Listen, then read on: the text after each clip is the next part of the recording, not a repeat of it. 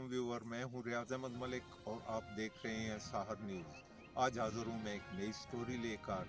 ये स्टोरी है एक चालाक से परिंदे की। आप देखेंगे कि उस चालाक परिंदे को भी एक और चालाक परिंदा मिल जाता है।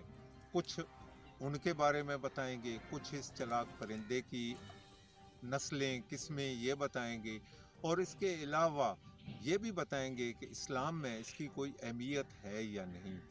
नाजरीन, आपने इस वीडियो को मुकम्मल देखना है, इसको सब्सक्राइब करना है, लाइक करना है और दोस्तों में शेयर करना है।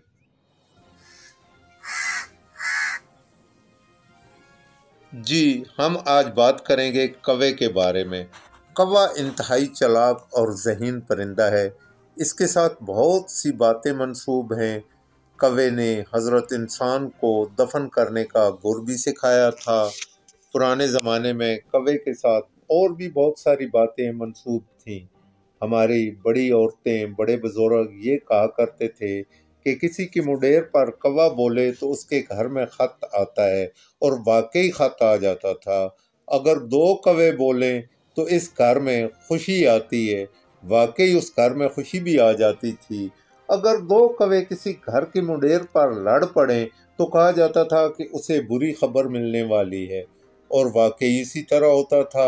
आगे चलकर मैं आपको बताऊंगा कि इसकी इस्लामी नुक्ते नज़र से क्या हकीकत है, मगर बात करते हैं कौवे की चालाकी की।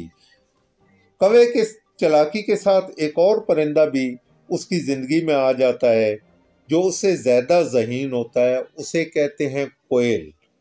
कोयल क्या काम करती है? कोयल कौवे के घोंसले में अंडा देती है, कौवे के अंडे नीचे फेंक देती है।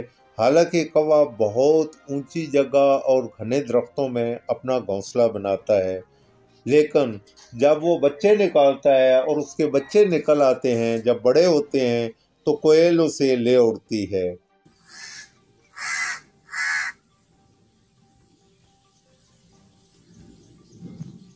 अब आपको ये बताता चलूं कि कौवे के साथ तमाम बातें जो मंसूब की जाती हैं शिरक के ज़ुमरे में आती हैं।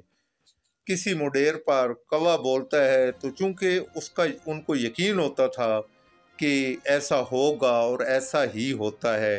हालांकि मैं इसकी मिसाल एक और आपके दे देता हूँ कि काफर जो हैं पत्थर के सामने अपना मन्नत मानते हैं तो उनकी मन्नत पूरी हो जाती है। इसलिए कौवे के इसके साथ मंसूब होने का कोई जवाज़ नहीं बनता। ना इससे को गमी आती है, ना इससे को खुशी आती है। ये तो एक और तरीक़ाकार है। अब बात करते हैं कौवे की चालाकी की। कौवा इतना चालाक है कि उसके जितना ऊंचा दरख्त होता है उस दरख्त पर उसके अंडे और बच्चे देता है, बच्चों की हिफाजत करता है। अगर कोई जानवर या इंसान उसके बच्चों को छेड़ता है तो वो ठोंगे मार मार कर उसका बुरा हाल कर देते हैं। कौवे कौवों में इतना इत्तेहाद होता है कि एक कौवे पे मुसीबत बनती है तो मेरा ख्याल है पूरे इलाके के कौवे काएं काएं करके वो इकट्ठे कर लेता है। नाजरीन, आपने बताना है कि आपको ये वीडियो कैसी लगी है, और आपने इस वीडियो को मुकम्मल देखना है। इस वीडियो को दोस्तों को शेयर करना है, और जो नए दोस्त आएंगे प्लीज़ वो इस वीडियो को सब्सक्राइब कर दें। शुक्रिया।